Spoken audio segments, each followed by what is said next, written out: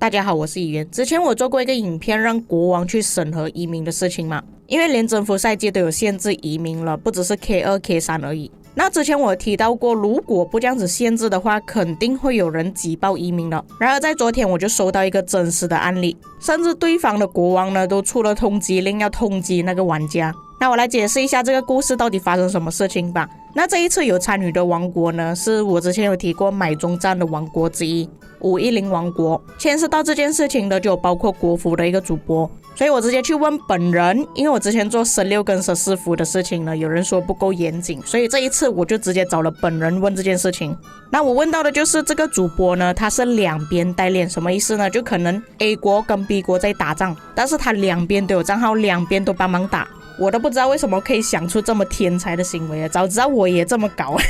就是因为他两边帮忙打的关系呢，可以知道 A 国跟 B 国的策略，还有包括所有的标记内部讨论。接着这个主播就被人家踢掉了。那各位听到这里都已经明显感受到这个主播是有问题的，这个不是牵涉到国籍啊，这个是主播本人的问题而已，并不是每个国服主播都这样的。接着他去找510王国，也就是中战拍卖最后拿中战的王国，自荐自己成为代打代练或者是统战之类的。然后510或许是觉得他的案底不是很干净，所以就不用他了。因为不用他的关系，他就到处去唱衰讲510怎样怎样，510有问题 blah blah blah。因为这样子拉下仇恨，这个主播呢就在 K2 结束的时候扬言要抢掉510所有跨赛季移民，一个移民就有30块可以拿。 OK， 那么你要怎样证明你是移民进去呢？就是你移民的那个过程你记得要录下来，录了之后发给这个主播，这个主播就会转钱给你了。那据我了解呢，那个移民是确实被他抢光了。不过我讲一下公道话，其实就算这个主播不去抢了， K2、K3 的移民都是很抢手的。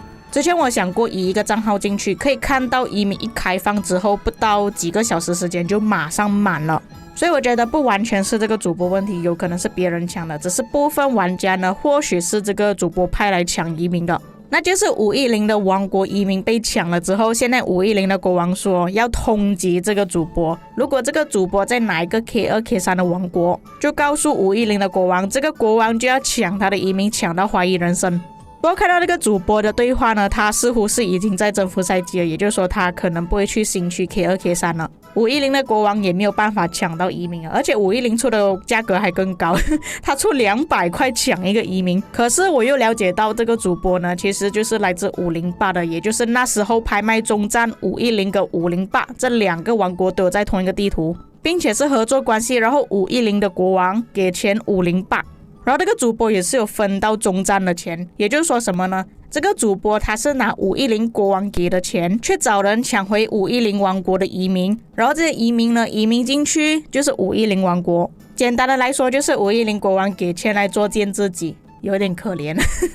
这个故事确实有点好笑，但是也是真实案例来的。可是也不代表510是三雷啊，因为他这里也有讲了，510抢了513的移民，520跟522互抢，全部都抢没有了。你们不要以为这件事情只会发生在国服，如果我们国际服征服赛季没有官方限制的话，也就是要超过2500万战力才计算，也不让国王审核，其实那些玩家还是一样可以去找人来挤爆你的移民了。比方说韩国玩家找韩国的工作室，叫韩国工作室开了500个账号挤爆对方的移民，让敌对的王国没有办法招募新的移民进去，而且开一个新的账号也不需要花多少钱。比方说我在 A 王国吧，我在 A 王国开了500个账号，然后叫国王提供移民令给我，甚至我连移民令的钱都不需要给我，只是要等时间全部移民过去就可以了。不过在征服赛季要挤爆500的移民额呢，其实还是有难度啦，只是 K2、K3 只有30个而已。我就不太能理解为什么官方他们不限制，因为那时候官方发布的邮件呢是讲征服赛季的玩家才会有限制，2500万战力以下的不计算。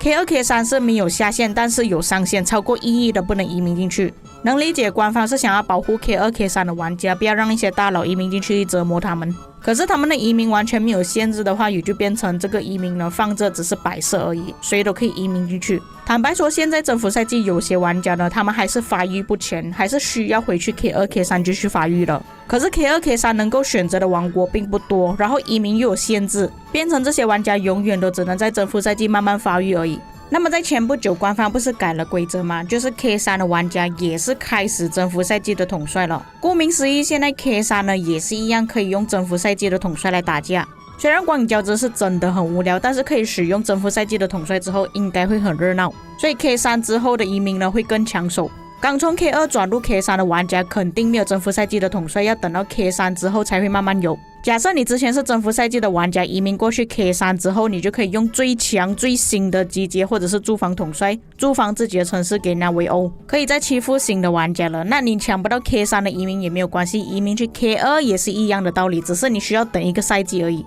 我觉得官方不让国王去审核呢，可能是怕一点，就是国王会贩卖移民额。所以换个方面去想，或许官方他们不限制有他们自己的道理，限制上线的玩家，不要让更多的人进去里面欺负新手玩家，限制战力，不要让更多的大佬进去。不过我还是建议官方设置下限会比较好，不然有一些人真的开小号就可以直接进入你的王国。既然官方都已经把规则改了，可以理解为 K3 就是没有水晶科技版本的征服赛季了。虽然 K3 的地图没有办法选择，永远都是光影交织，并且 K3 结束之后进入征服赛季呢，官方之前有讲过规则已经改了，进入征服赛季之后不会遇到那些已经打过征服赛季的王国，就是说 K3 跟第一次进入征服赛季的王国或许才是最好玩的版本，尤其对于那些老玩家回去新王国的，或许官方这个做法也算是刺激消费嘛，让一些旧玩家重新买过移民令再重新回去原本的版本。我觉得是官方他们自己也发现到改了规定之后呢，有比较少玩家会去买移民令回去新的王国玩了。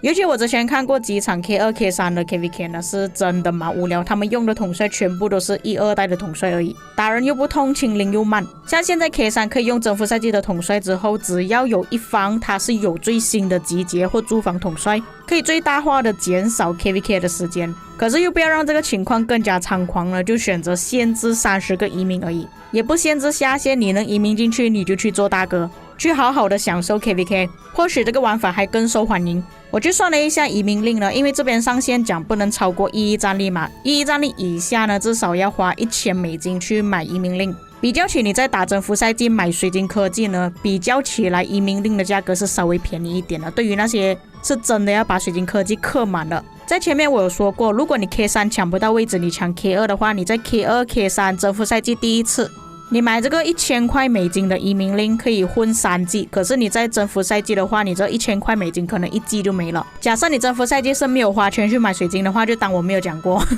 可是你在征服赛季买满了水晶科技呢，你出去打或许不是最强的，但是你在 K2、K3 你是已经征服赛季的玩家了嘛，或许你的装备军器都已经弄好了，回去 K2、K3 至少还可以欺负一下新的玩家并且在这段期间呢，存金头，在 K3 结束之后，你打1季拿到最新的统帅，然后又回去 K2 再继续打过K3 又继续拿出来欺负人，这个玩法算下来还是蛮不错的。那么各位有什么看法呢？可以在评论区给我知道。以上就是本期内容，我们下期再见。